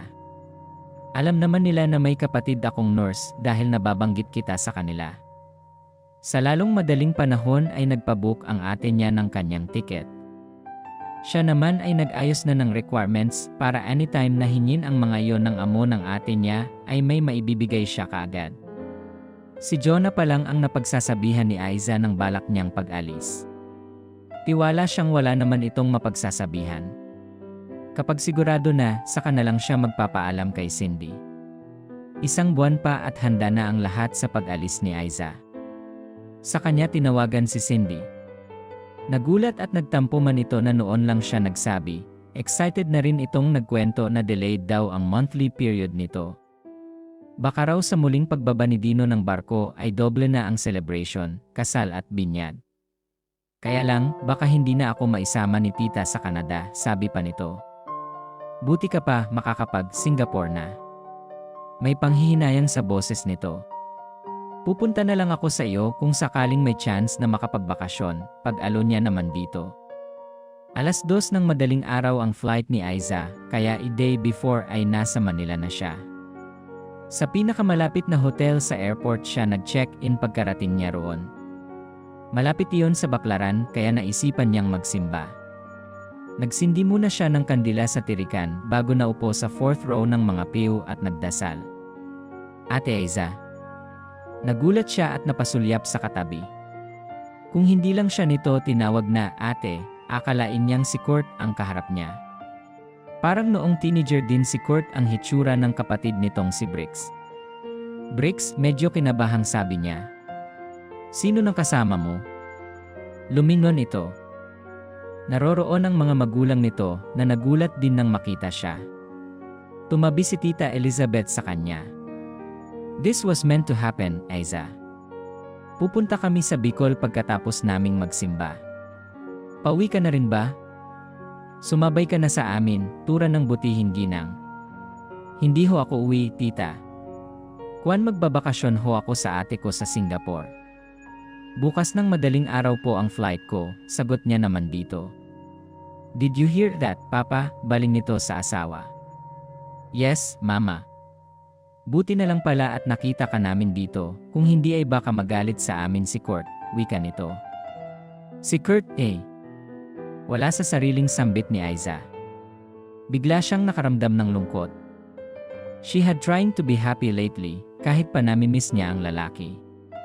Umaasa siya na balang araw ay magkikita at magkakausap pa rin sila para wala ng unfinished business sa pagitan nila. Malamang may anak at kasal na ito kay Roslyn Biden. Nalungkot siya sa isipin. Pero alam niyang kaya niya. Siya nga pala may ipinabibigay siya. Dudukot na sana sa bag ang ginang pero hindi na natuloy dahil naghudyat na ng pagsisimula ng misa.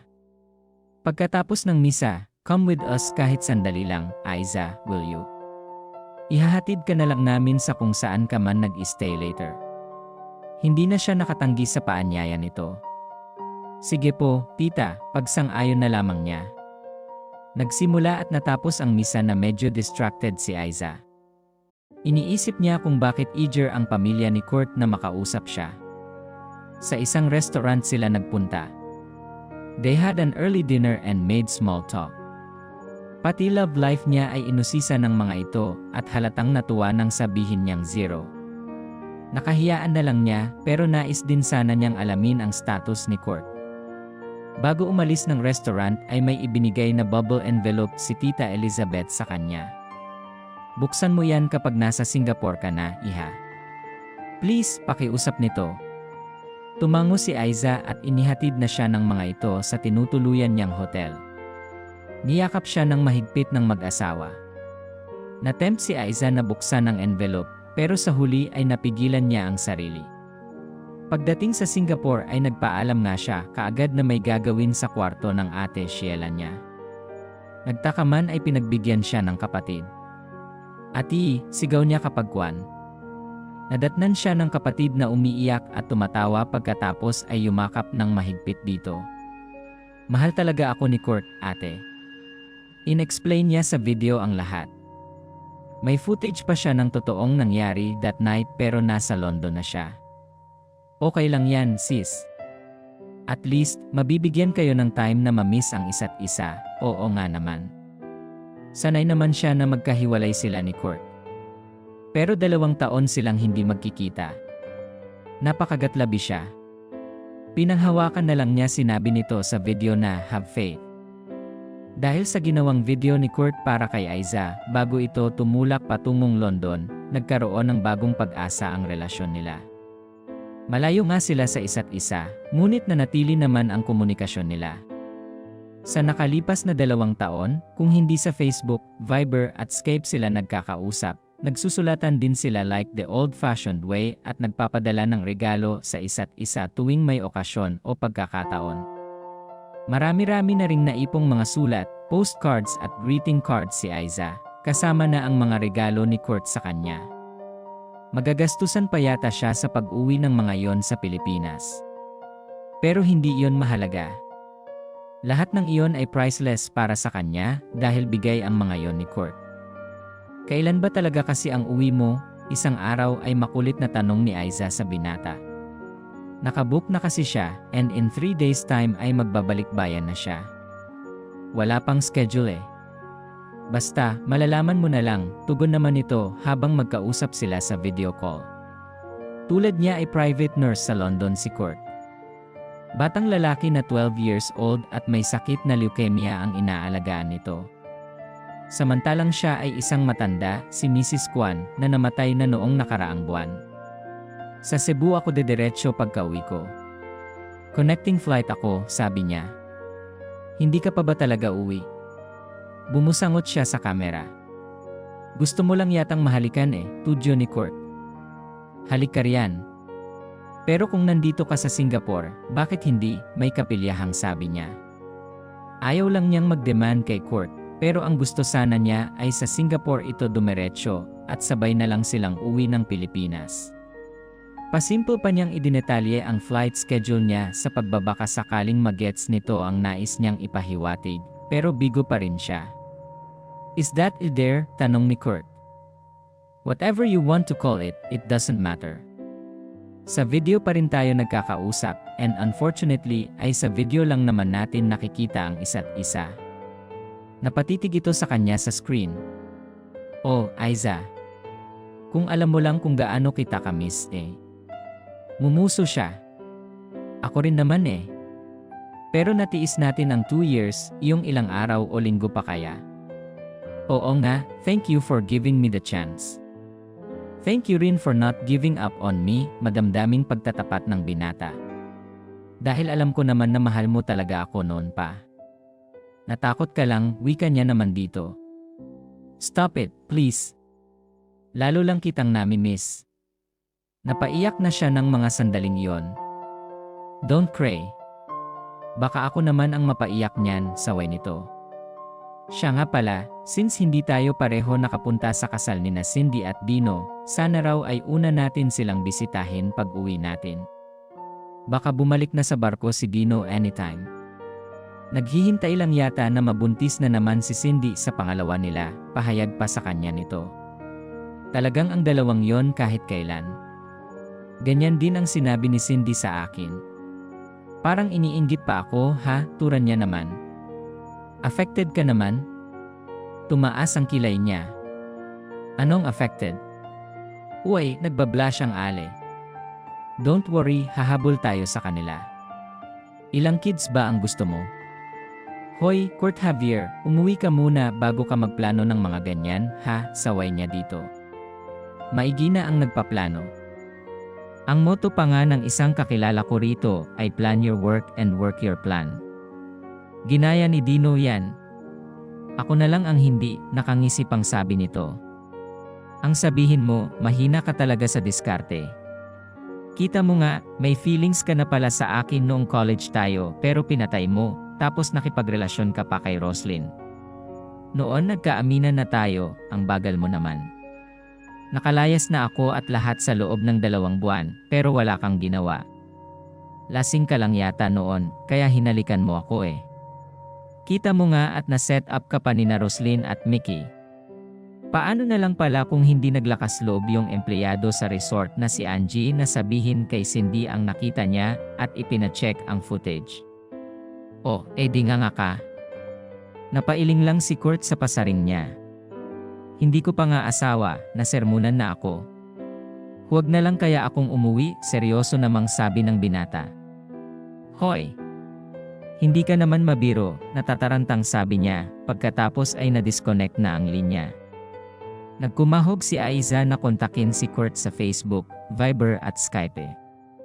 Pati sa number nito sa London at sa landline ng amo nito. Pero wala. Nagtampo yata ang loko sa kanya. Noong unang gabi ay hinayaan niya na hindi na sila nagkausap uli, pero sa pangalawa ay natuliro na siya. Yan kasi. Hindi mo pa asawa, binubungangaan mo na, sermon sa kanya ng ate niya nang sabihin niya rito ang nangyari. Lalong hindi napakali si Aiza. Pati ang ina ni Kurt ay tinawagan na niya sa Pilipinas. Naku, huwag mong masyadong dibdibin kung hindi ka niya kinokontak ngayon. Baka may pinagkakaabalahan lang yon, sabi naman ng ina ng binata. Imbes na mapacify, lalong kinabahan si Aiza. Ano naman ang pinagkakaabalahan ni Kurt maliban sa alaga nito? Nawindang siya ng husto sa naiisip. Hindi kaya may ibang kasintahan ang binata? Ang layo pa naman nila sa isa't isa. Kung niloloko siya ni Kurt, paano niya malalaman? Maloloka na siya sa kakaisip. Kaya nang huling gabi niya sa Singapore, at wala pa ring balita kay Kurt, iyong video na ibinigay ng mama nito ang paulit-ulit niyang pinanood. Masaganang luha ang namalisbis sa mga pisngi niya habang nakadapa sa kama. I love you, Aiza. Hindi ko kailangan ang agarang sagot mo. Hindi kita mamadaliin. Basta tandaan mo na magkalayo man tayo, kapag handa ka na ay tawagan o sulatan mo lang ako. Nasa iyo ang pagpapasya. At kahit ano pa ang maging pasya mo, igagalang ko iyon. Mananatili sa puso ko ang Aiza na kaibigan ko na mahal ko, higit pa roon. Ingat ka palagi. Payakap nga, i-kiss na rin. Parang baliw na hinahalikan at niyayakap ni Aiza ang laptop. Iyon ang naging katabi niya sa pagtulog. Nag-lowbat na ang kawawang gadget sa paulit-ulit na pagpe-play niya ng video roon. Lingid naman sa kaalaman ni Aiza, habang sobrang lungkot nito ay excited naman si Kurt na makita ang nobya. Kinutsaban niya ang atsyela nito para sa fake na booking ng flight ng dalaga pauwi sa Pilipinas. Ang totoong tiket ay nasa kanya. At hindi kinaumagahan ang uwi nito kundi sa 1 linggo pa. Maraming plano si Kurt sa gagawin nila na magkasama ng kanyang nobya sa Singapore.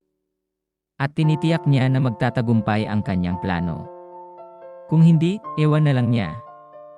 Samantala, naalimpungatan si Aiza paggising niya kinaumagahan. Uwi na pala siya ng Pilipinas. Dumiretso siya ng banyo at mabilis na nag-shower. Paglabas ay nagmadali pa siyang magplansya ng damit na isusuot.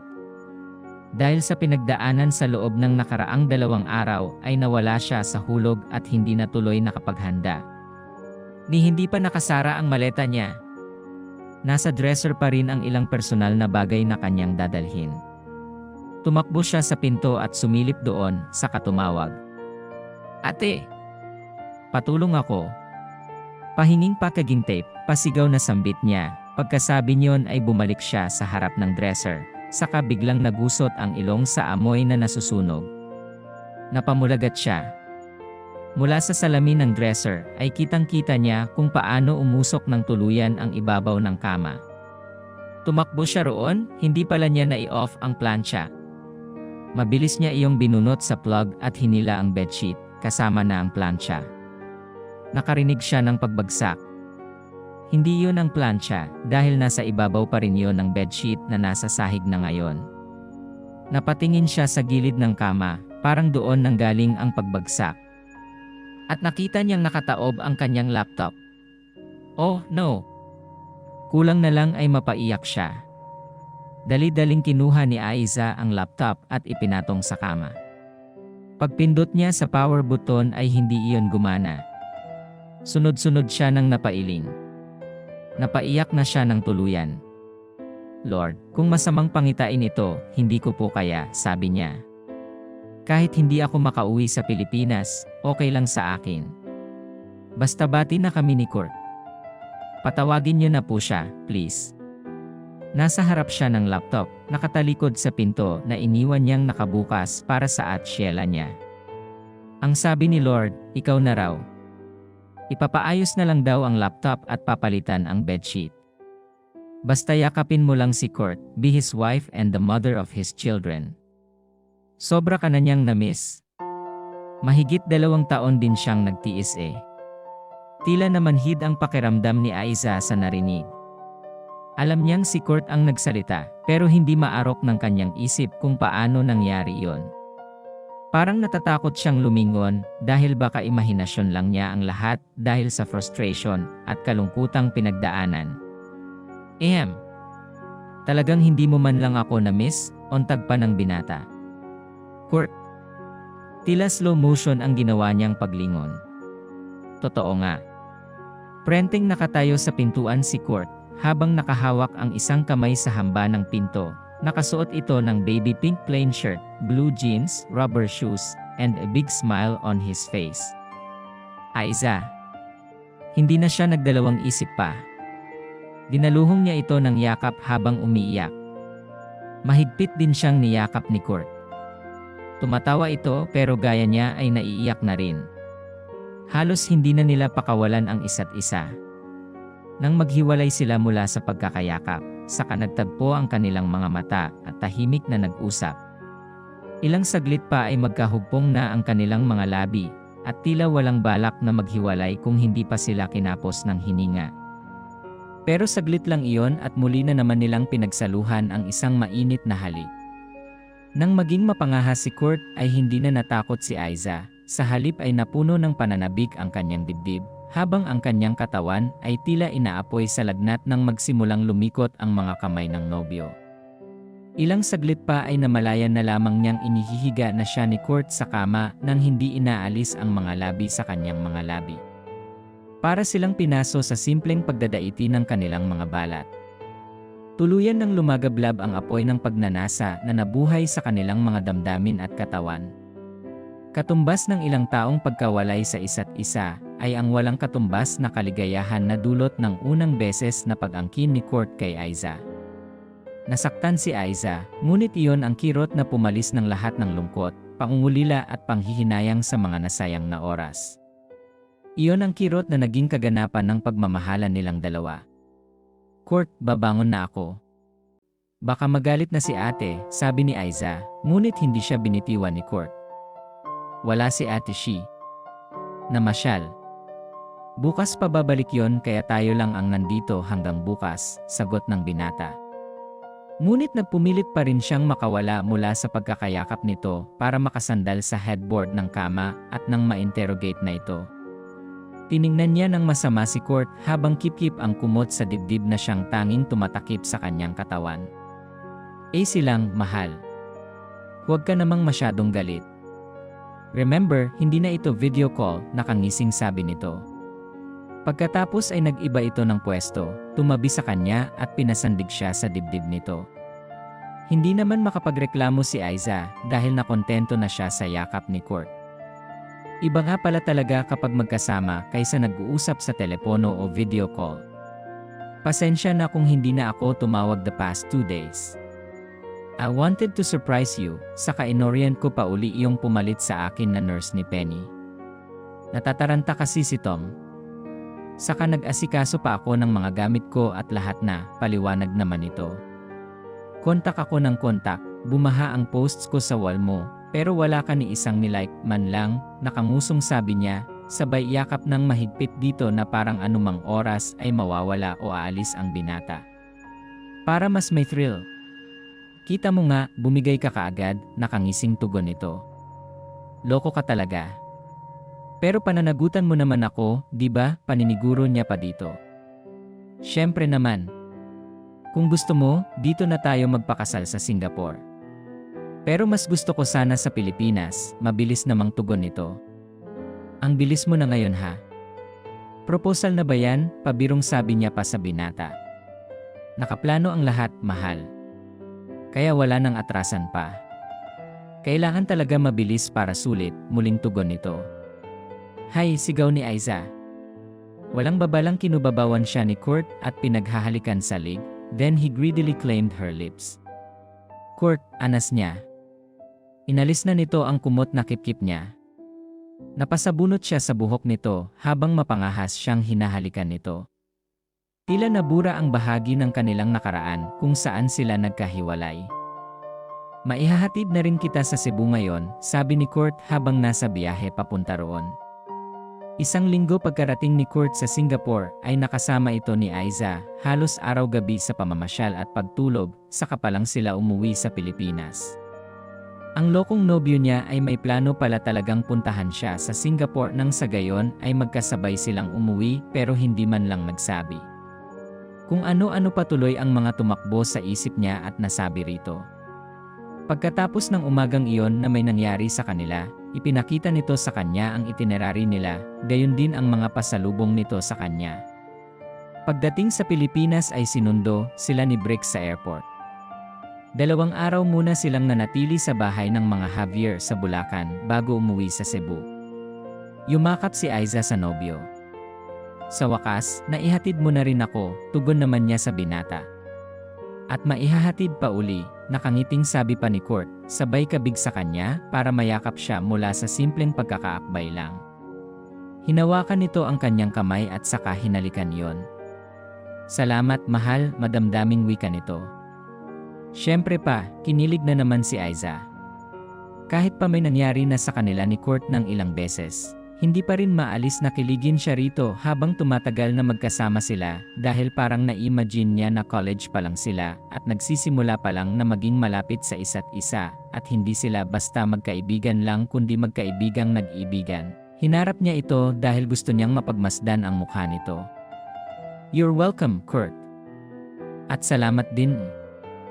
Hindi niya inaasahang maging showy si Kurt ng mga sandaling iyon. Bigla siya nitong kinabig sa batok at hinalikan ng mabilis ngunit mariin sa mga labi. Napasinghap siya ng pakawalan nito. Nanginig siya ng husto sa kinaupuan. Loko ka. Para saan yon? Mariing wika niya dito. Para tigilan mo ang pagtitig sa akin. Kahit ngayon lang. Pwede ba, anito, sabay bulong? Kasi marami akong naiisip na pwedeng gawin. Napahagikik si Aiza at parang robot na tumango na lang siya. I love you na nga lang. Napailing si Kurt. I love you too, maluwang ang ngiting tugon nito. Niyakap na lang siya habang nasa biyahe. Pagdating sa bahay ni na Aiza, napagplanuhan nila na mag-ikot sa lugar. Ang Ranger na ng ate niya ang gagamitin nila sa pag-iikot. Samantalang hindi naman alam ni Jonah na uwi siya, kaya siguradong masosorpresa ito kapag umuwi mamaya at madatnan sila ni Kurt. Napagod din sila sa biyahe, kaya hindi na sila nakapaghapunan bago matulog.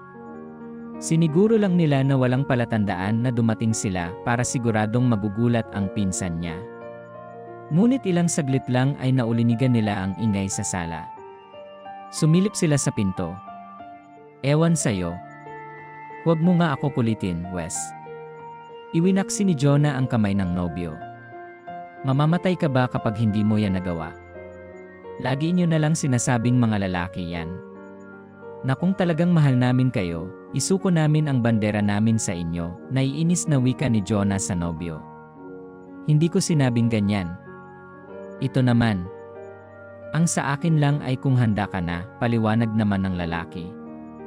Hindi nga ako handa, mabilis namang sagot ng dalaga. Dahil hindi.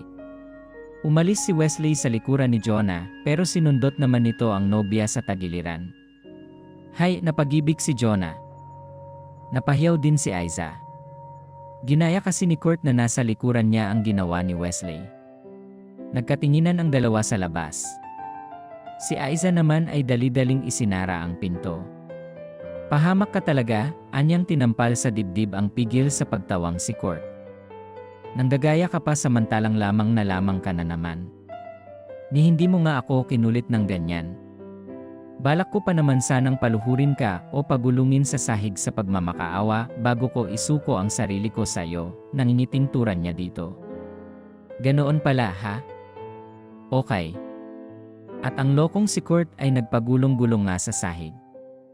Nang bumangga ito sa paanan ng kama ay saka lang bumangon at paluhod na pumunta sa kanya na nasa likod ng pinto. Please, make love to me, my love, may pagmamakaawa pang sabi nito. Hoy, sira ulo. Mamatay-matay siya sa kakatawa. Aiza, ikaw ba yan? Sabad naman ng pinsan. Nagkatinginan sila ng nobyo. May tao ba rito, Joe? Sabi ni Wesley. Nasa Singapore si Aiza, di ba? Turan pa ng nobyo ng pinsan niya. Pero tili at tawa niya ang narinig ko. Hindi ako pwedeng magkamali, sambit pa ng pinsan. Tinatakot mo lang yata ako eh. Akala mo naman madadala mo ako. Sanay ako sa mga bangkay. O baka iniiwas mo lang talaga ang sarili mo sa akin, hirit pa ng nobyo. Tigilan mo ako, Wesley, ha? Papalayo na ang boses ni Jonah. Masyado ko lang sigurong na-miss ang pinsan ko, pahabol pa nito. Nagkatinginan sina Aiza at Kurt at sabay na tumango. Magkasunod na tinungo nila ang pinto at lumabas doon. Surprise, sabay nilang sigaw. Sabay ding napalingon ang dalawa. Kita ang pagkagulat sa mukha ng mga ito noong una, pero nang makabawi ay patakbong lumapit at yumakap kay Aiza si Jonah. Nandito ka nga, Aiza. Sabi ko na nga ba eh. Hindi guni-guni lang ang narinig kong tili at hagikik, bruha ka, sambit nito. Nakakaloka kayong dalawa, sabi ni Aiza at saka kumalas sa pinsan. Hi, Wesley. Paano yan? Hindi na kita tatawaging sir. Turan niya sa nobyo ng pinsan.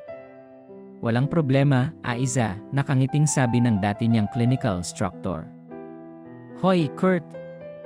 Magsalita ka naman. Pasalubong ko, sabi ni Jonah. Siya nga pala, Wes, si Kurt, boyfriend ni Aiza. Pakilala naman ni Jonah kay Kurt sa nobyo nito. Kumusta, pre? Anang dalawa sa isa't isa? Kapatid ka ni Beckett, di ba? Ahead lang ako sa kanya ng 2 taon, sabi ni Wesley. Oo.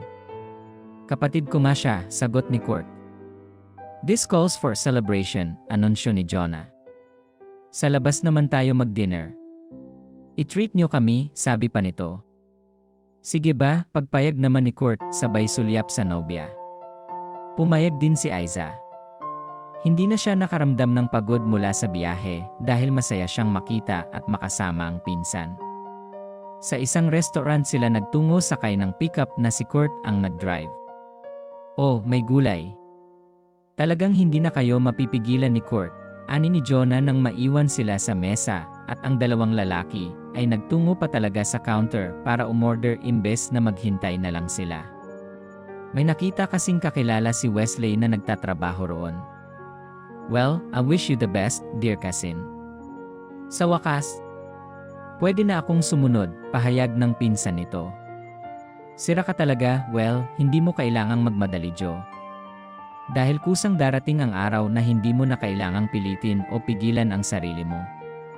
Pero kung nag-aalangan ka pa, then don't, pangaral naman niya dito. Oo naman. Uy, kilala mo si Nelson, di ba? Iyong nag-iisang anak ni Aling Rosa na dati niyong kapitbahay na kababata mo rin, sad pa nito. Oo, bakit? Matagal na rin kaming hindi nagkita. Sa Maynila na kasi siya nag-high school at college. Iyong may kayang kapatid ni Aling Rosa ang nagpaaral sa kanya. Ang alam ko ay engineer siya sa Qatar ngayon eh, pagbibigay alam niya pa dito. Nandito siya ngayon at nagbabakasyon. Kasama niya ang girlfriend niya na minsan na ring nagpunta rito, kasama naman din na Roslyn at Mickey. Hayan sila, papalapit, pagturo pa nito sa 2 taong naglalakad papunta sa bakanteng lamesa. Babatiin na sana niya si Nelson nang namukhaan na niya, pero nagulat siya sa nakitang kasama nito. Di yata't hindi naman siya namukhaan ng mga ito. Yan si Nikki. Mataray at feelinggera, dagdag pa nito na ang tinutukoy ay ang babaeng kaagapay ng binata. Nakilala ko na siya sa hospital na pinapasukan ni Kurt sa Quezon City. Sabi ni Kurt, iyan ang lookout ni Roslyn noon doon, sabi na lang niya. Bagay nga sa kanyang maging gwardiya. Sa laki ng mga mata niyang sarap dukutin, sabi ni Jonah. Kurt, it's you, narinig ni Aiza na sabi ni Nikki. Nikki. Anong ginagawa mo rito? Kasama ko si Aiza. It's good to see you again. Boyfriend mo? Join na lang kayo sa amin, sabi ni Kurt. Kadarating lang namin ni Aiza. 2 days ago pa lang kami nakakauwi from Singapore, dagdag pa ng nobyo niya. Nag-excuse si Aiza kay Jonah. Hindi na niya hinintay pa na lumapit ang mga ito. Hello, Nelson and Nikki. So, kayo na palang dalawa ngayon. Small world talaga. Mukhang tinuklaw ng ahas si Nikki nang makita siya samantalang si Nelson ay tuwang-tuwa naman. Sa huli, hindi nila napilit na sumama sa mesa nila ang dalawa. Bigla na lang kasing nagyayang umalis si Nikki. Sinindak mo, natatawang sabi ni Kurt. Kahahatid lang nila kay Wesley at si Jonah naman ang sunod. Napag-usapan nilang sa bahay ni na Kurt matulog ng gabing iyon. Pero hindi ko gusto yung paraan ng pagtingin ni Nelson sa'yo, may inis sa tono ng binata. Uy, nagsiselos siya. Alam mo ba na puppy love ako ni Nelson? Humagikik si Aiza sa alaala. Grade 6 kami nang magpadala siya ng love letter sa akin, tapos I love you siya ng I love you. Tinawanan ko lang siya nang magkita kami pagkatapos kong mabasa ang sulat. Kinantyawan siya ng mga kaklase namin. Galit na galit si Aling Rosa noon, pero hindi naman niya ako pinagalitan kundi si Nelson.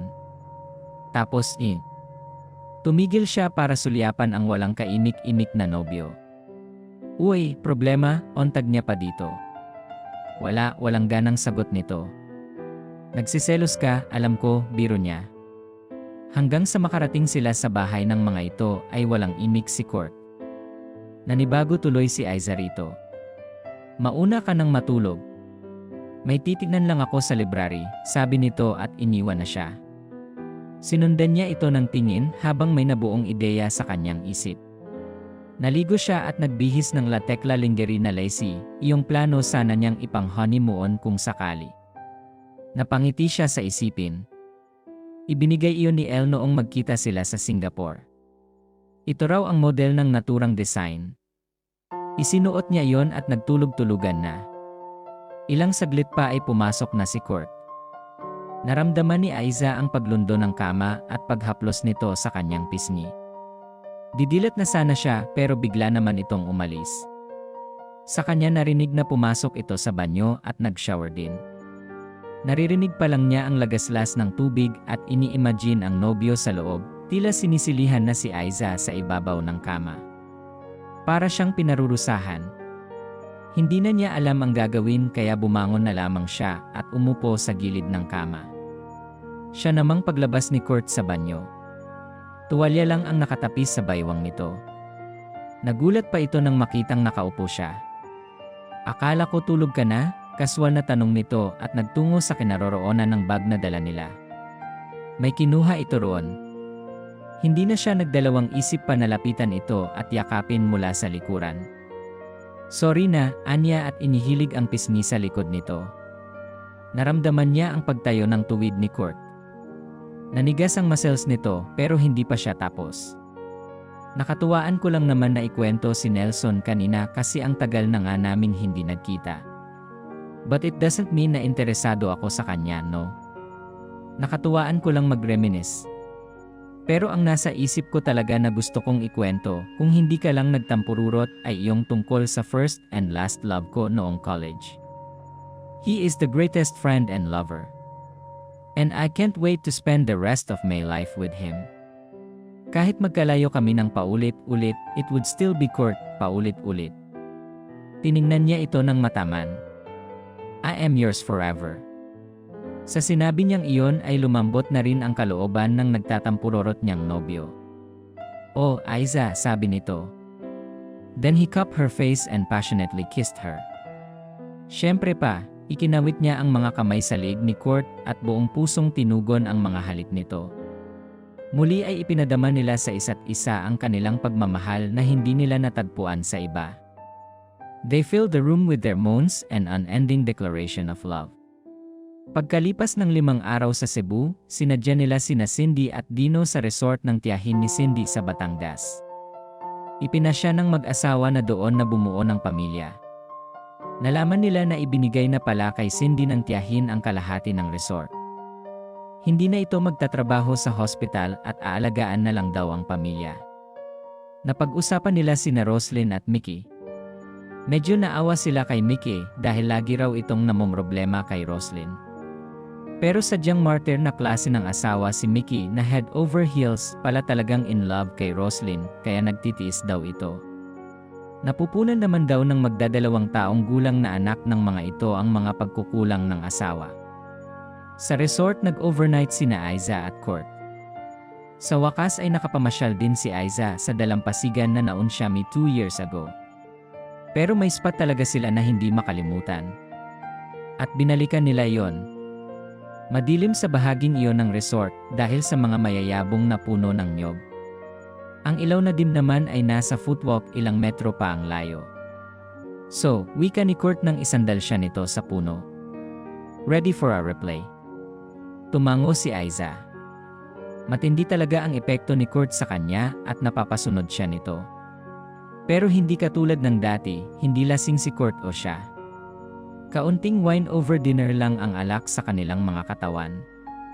Pero sino ang nagsabi na alak lang ang nakakawala ng katinuan? Kurt, anas niya when her boyfriend started to kiss her intensely. Napapikit siya habang nakahawak sa buhok nito. It was deja vu, but unlike before, she was more than ready to welcome and accept him now. Alam ni Aiza, si Kurt lang ang tanging lalaki na may kakayahang gawin yon sa kanya to blow all her senses. Kapag kuwan ay binuhat siya nito patungo sa kanilang cottage. Hindi na sila nakarating sa kama. Sa malamig na kawayang sahig na nilagyan lang nito ng sapin, they made love like there was no tomorrow. Few months later ay umuwi ang ate Sheila ni Aiza para saksihan ang civil wedding nina Aiza at Kurt. Bagaman hindi naman buntis ang bride, gusto ng magkabilang pamilya na maikasal na sila bago pa bumalik si Kurt sa London kung saan magtatrabaho pa rin ito habang inaayos ang mga papeles ni Aiza para makasunod sa asawa. Medyo mahirap ang proseso pero willing sila kahit pansamantalang magkakahiwalay uli sila. At sa wakas, pagkatapos ng matyagang paghihintay ay nakapunta na rin sa London si Aiza. Doon ay nagpakasal sila ni Kurt sa simbahan and she was 2 months on the family way by then. Finally, the friends turned lovers were now joined together in the sacred matrimony of marriage. Dito nagtatapos ang kwento ni Aiza at Kurt na dating magkaibigan na humantong sa pag-iibigan.